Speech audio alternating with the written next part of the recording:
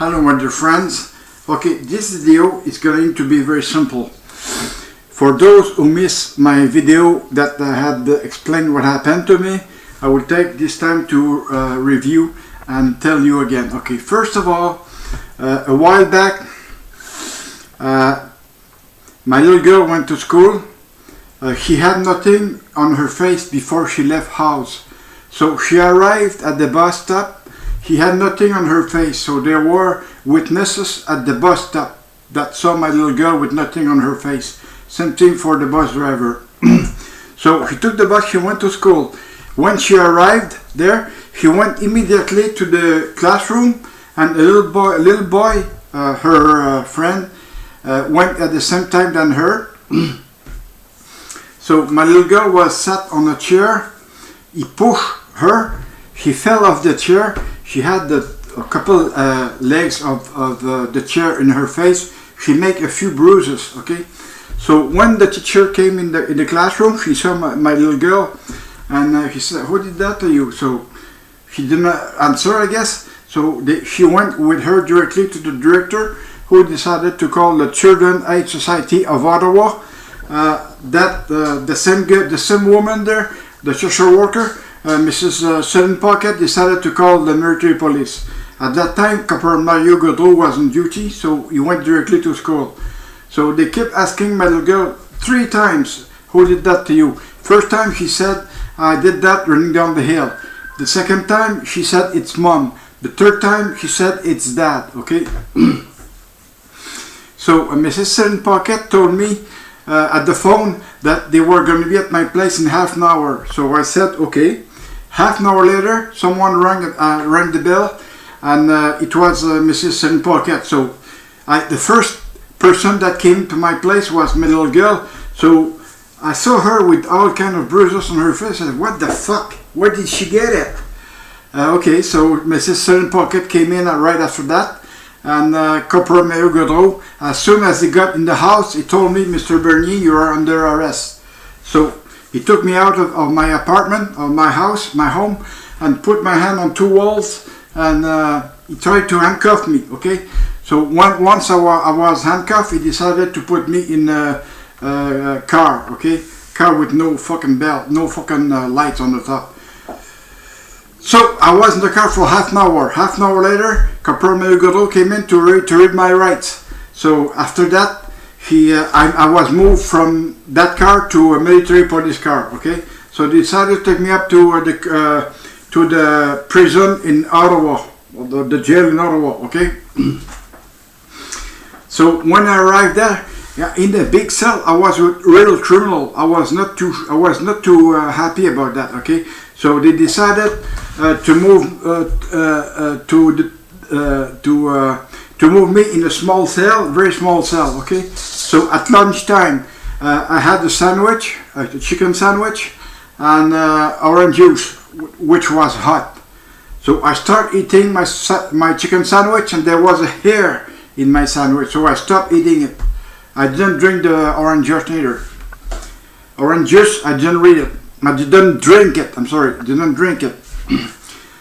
After that, at 8 o'clock at night, so I went to the courtroom, and I saw a judge, which was a woman, a peace judge, a peace justice, and she decided to let me go under very severe restriction, which one of them was that I was not allowed to go home during my trial process. So my trial process lasts 2 months. Okay, so during those 2 months, I was away of my home. I was living at my friend's place, he was married and had 2 kids. So I was violating their life. Okay, and during that, I would say maybe a couple of days after that, I tried to commit suicide. I just cut my left wrist. Okay. So I wanted to take my life away. It was like that. Okay. So a week or 2 after that, I tried another suicide. You know. So I didn't go to the hospital later. I just lived with that. You know, my 2 wrists was cut, and I was hoping to die right there. You know. my situation was very bad because I was not feeling too good. So, but at that time I was still working at DSM though, okay? So I was working, but I had, every once in a while I had to go to courtroom to, for my trial, okay? Someday I was there and nothing was happening. My lawyer was also on another case, so he went to the other case. I was being watched by other lawyers, okay? So I was there for one day and nothing happened. So I had to go back to work after that. You know, my mind was not really there, okay? So, you want to know something?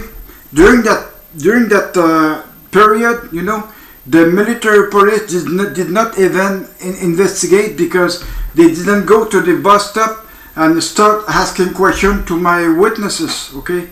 So, you have the proof that was not investigation. And I received the military police report that came directly from Access of Information, and you could see on that report that there was no fucking investigation. And the worst of it, he had closed my case, you know. So anyways, it was very bad. On the 22nd of November, I went there for my sentence, and there was no judgment. There was only a case withdrawal or cease of proceeding. That's all, but there was no judgment, okay? After that, I went to, well, there was another court beside that, the civilian court, okay? So in that, I was also released, but with very severe condition as well, because I had to follow the order from the Children Aid Society of Ottawa, which was not there for people. They were only there to fucking, I can't say that because, you know, it would be too worse to tell you. So you have my story there, okay? And don't ask me why I'm so angry about military police, because this is what they have done to me. The Children Aid Society of Ottawa, the social worker did not do her job properly. The military police of Ottawa, they did not do their job properly. And I guess I got a report from the Tribunal of Veteran Affairs of Canada telling me that, you know, military police did not do their job properly. So I have the proof right there, okay? I have many proof of that in writing here. I got everything here in writing. It's all in there, okay? It's all in there. So I'm just waiting to go to court. But the thing is, the federal must bring me to court in order to clarify all this. You can be sure that the government or the liberals will be in shit right now, in shit just because of that. Mr. Harjit Sadian, the same thing as yourself, you know, you're gonna be in deep shit because of that, because, you know, I have explained the whole story here, so it's up to you to decide whether it is good or not for me to continue, or I should stop right there, okay? If you tell me I should stop right there, I will stop. But if it's coming from the government, don't fucking even try, because I will not stop. Because you, government of Federal of Ottawa, or Liberal government of Mr. Trudeau, you are guilty. I can tell you, you are guilty. And that's the only one you are guilty. And, you know, until you take your own responsibility, I will always live that way.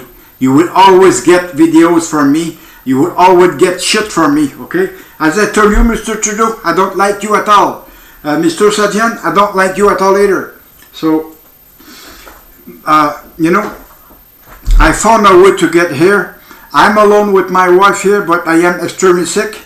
And my wife has to take me beside or with her all the time.